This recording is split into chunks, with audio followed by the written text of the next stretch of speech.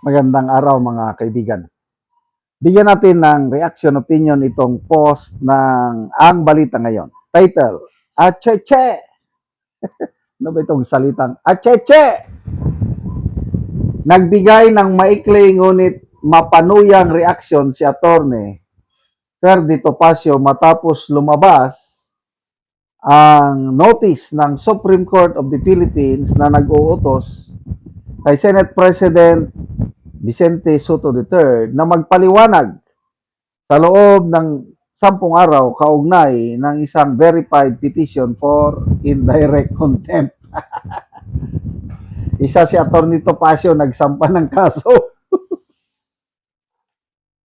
Sa kanyang social media post, pahayag, pabirong inilarawan ni Topacio ang posibleng reaksyon ni Soto.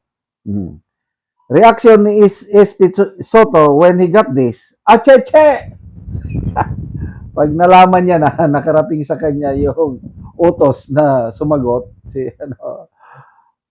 acheche! First time kong mamit itong word na acheche, ano bang ibig sabihin?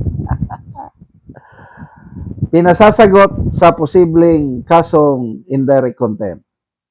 Ang naturang kautusan ng Supreme Court ay nag-ugat sa petisyong inihain ng grupo ng mga abogado, kabilang si Topacio na kumukwestiyon sa mga naging pahayag ni Soto laban sa desisyon ng korte sa impeachment case ni BP Sara. Ayon sa petisyon, ang mga pahayag ni Soto ay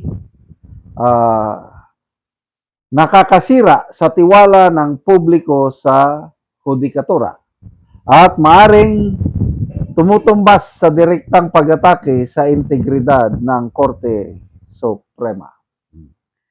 So review lang, ang mga naunang pahayag ni Soto. Sabi niya, it's a sad day for constitutional law. Ano pa? Inakusahan niya ang Korte Suprema ng judicial overreach at judicial legislation pag lampas sa kapangyarihan ng hudikatura at paglikha ng batas mula sa hukuman. So, grabe, matindi ang mga reaksyon ni SP Soto noon. Kaya ito, sinampahan siya ng kaso at salamat naman sa Supreme Court at binigyang pansin ang petisyon. Ibig sabihin yon, pag pinapasagot, aksyonan na yan. Kasi may mga kaso rin na indirect contempt na i-final din ni na Atty. Topacio nung una pa yung unang desisyon ng Supreme Court na nagbasura sa impeachment. Sinampahan nila si Atty. Gadon, Richard Hidarian at saka si Sindanya. Congressman Percy Sindanya. Hanggang ngayon, wala pang Siguro, sinantabi lang yun ng Korte Suprema. Pwedeng slide lang muna. Wala pang aksyon. Nauna yun eh. Bakit itong kay Soto, mas bago, siguro kailan ba na-file ito? Bago lang eh. Inaksyonan. Paliwanag ka. Kasi ang punto ni na Atty. Topacio is si Soto hindi siya ordinaryong opisyal ng gobyerno, Senate President, number 3 sa hierarchy ng Kaya malakas ang kanyang impluensya. The fact na nagsasalita siya laban sa desisyon ng Korte Suprema, makaapekto sa pananaw ng taong bayan sa korte. Kaya tama lang para sa akin na inaksyonan kaagad ito at anyway, kailangan niyang sumagot at bahala ang Korte Suprema. Abangan natin, wala pa akong na-monitor na pahayag ni Senator Soto. Ano kayang reaksyon niya nito? Acheche! Anyway, pag-usapan na natin itong impeachment ni BP Sara. Naghahanda na sila. Gusto daw niyang tapusin kaagad. Every day. Sabi niya, oh. Every day. Para matapos kaagad. Wow. Iba naman ang pananaw ni Senator Lacson. Ang kay Lacson is Monday, Wednesday, Friday lang ang trial. Para yung Tuesday and Thursday, para sa legislative matters. Na to me, mas ano yun, mas gusto ko kasi mahirap naman pabayaan mo yung trabaho ng Senado paggawa ng batas. Mas magaling diskarte itong si Lacson. Itong si Soto, I don't know. Masyadong nagmamagaling. Akala niya is veteran lawmaker na siya. Wala man akong matandaan ng mga batas na naipasa niya na ano ba yun? Siya lang maalala ko, Soto Law. Soto Law ba yung mga ano ito? Yung mga sources. Example, ako, media man ako. Reporter ako, mayroon akong source. Hindi ako pwedeng pilitin na i-reveal yung aking source. Protected ako sa sinasabing Soto Law.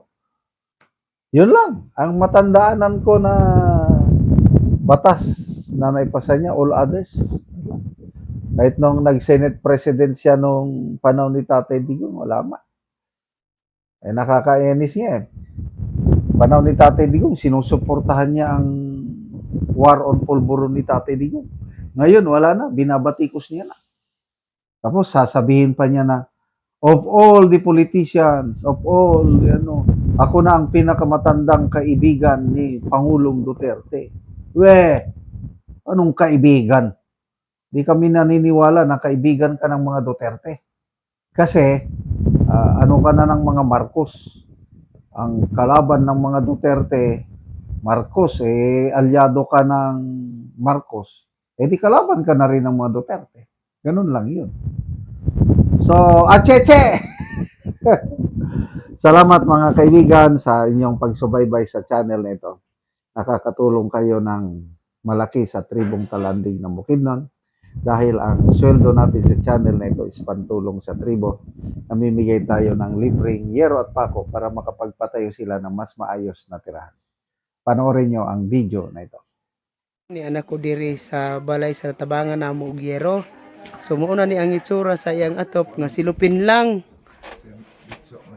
So mo na ni gid ang itsura sa iyang atop nga kuan na silupin lang gyud in taon.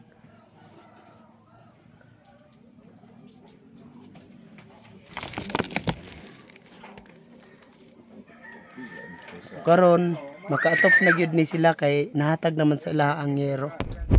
Ug karon mo na ni ang yero nga among gihatag nga ilang iatop karon ipuli sa ilang atop nga silupin lang. Mga putos ng tubig oh.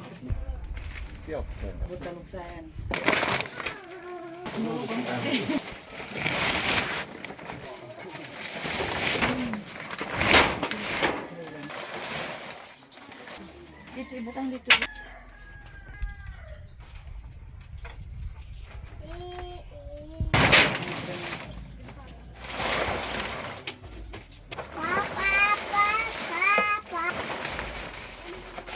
Bus da.